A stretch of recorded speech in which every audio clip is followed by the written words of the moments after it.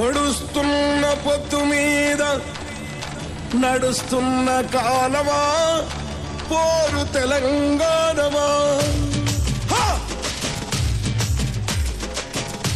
అదిగో ఆ కొండల మొత్తంకి చూసే ఎర్రని భగవంతుడెవడు? సూర్యుడు. ఆ ఉదయించే సూర్యునితో పొడుస్తున్న పొద్దుతో పోటీ పడి నడుస్తుంది కాలం. అలా కాలంతో బానిసలారా లెండిరా,